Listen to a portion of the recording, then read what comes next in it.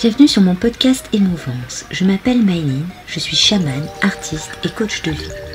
Je suis là pour vous aider à trouver votre soi, aller à la recherche de vous-même. Je vous ferai voyager à la rencontre de votre enfant intérieur, mais aussi de vos guides, dans des univers fantastiques que vous ne pouvez imaginer avoir en vous. Je suis femme médecine et je vous aide à trouver votre chemin de vie et votre identité. À travers Émouvance, je vais vous partager le ressenti de notre société sur notre perte d'identité, sur des thèmes qui me touchent et qui je pense vous parleront. Je vous raconterai mon expérience de vie de chamane par les voyages mystiques que je réalise. Venez me découvrir sur mon Instagram Maëline Chamane.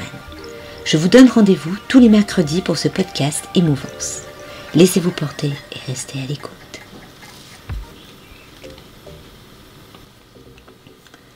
« 40 ans après cette naissance miraculeuse, Maëline prit l'initiative d'aller découvrir une hypnose régressive. Et là, elle fit son premier vrai voyage de chamane. Elle pensait revivre sa vie à reculons, en y voyant des événements passés de sa vie jusqu'à sa naissance. Et là, surprise, ce ne fut pas le cas. Elle se trouvait confortablement assise, dans un fauteuil, chez cet hypnothérapeute. Il mit en place un protocole de détente, de protection, pour que tous deux puissent faire cette régression dans des meilleures conditions. Sachant qu'à cette époque, Maëline ne supportait aucunement les odeurs de l'encens. Le praticien mit l'encens le plus léger qu'il avait. Il commença donc par lui parler avec une voix posée, douce et calme, en lui décrivant une scène d'un escalier qui descendait. Et là, tout commença. Maëline se retrouva projetée dans un univers imaginaire. Son corps n'était plus. Elle était devenue Isis, déesse égyptienne, protectrice des défunts qui descendait des marches, se trouvant dans un vide total. Derrière elle, Anubis, dieu égyptien des morts, posait sa main gauche sur son épaule. Et là, plus aucune marche, le vide de plus en plus présent. Dans la réalité, Maëline se prit de panique et dit à haute voix « Il n'y a plus d'escalier et j'ai Anubis derrière moi !» Le praticien se sentit aussi en stress, puisque se mit à ressentir la peur de Maëline et son dégoût de plus en plus prononcé pour l'encens. Ce dégoût était en train de bloquer le voyage.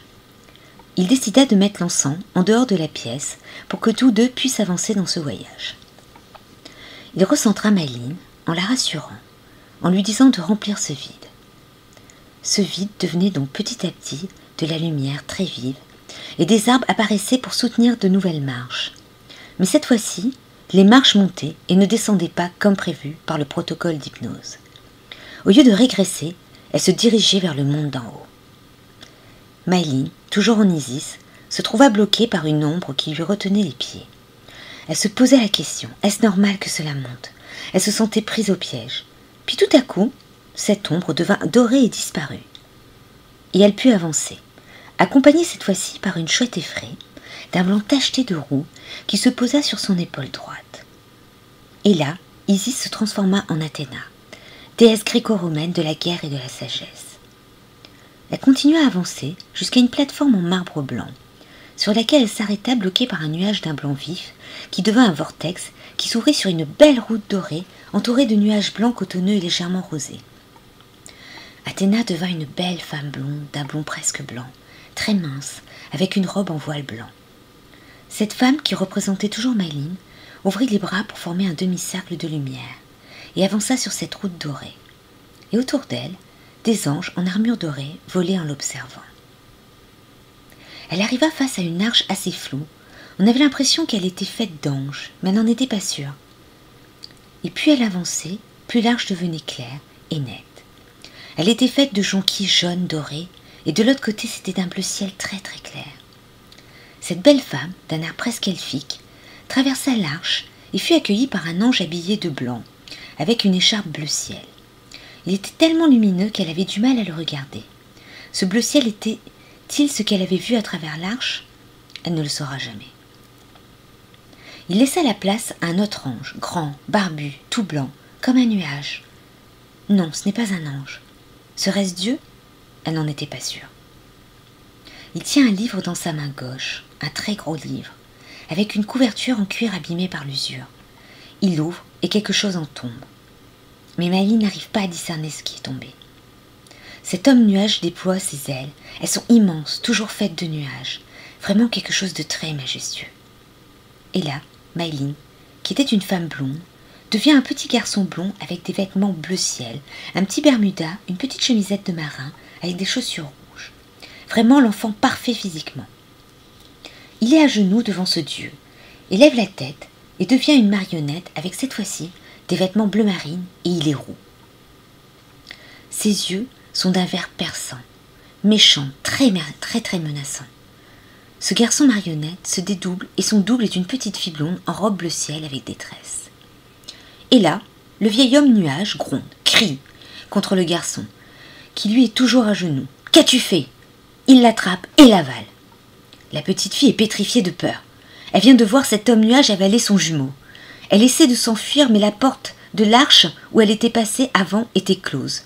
Ce vieil homme lui dit « C'est fini, tout se passera bien, tu peux partir. » La porte s'ouvre. Mayline, toujours en petite fille, la traverse. Et avance entraînant au sol une vieille peluche lapin blessée, écorchée, déchirée. Et là, une main géante noire comme un voile de fumée arrive et lui arrache son lapin. Et là, c'en est trop.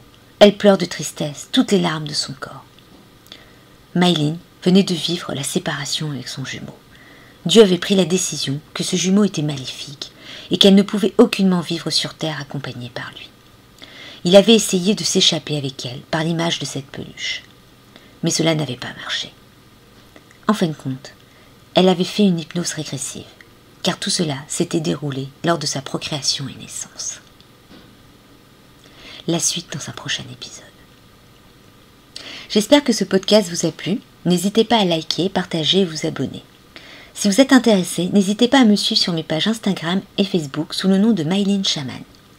À savoir que lorsque vous faites des initiations, des hypnoses et des voyages chamaniques, votre âme vous raconte votre vie avant, pendant et après.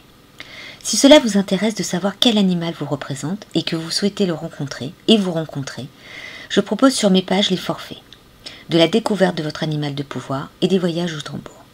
Donc n'hésitez pas à me contacter. Et je vous dis à la semaine prochaine pour de nouvelles aventures.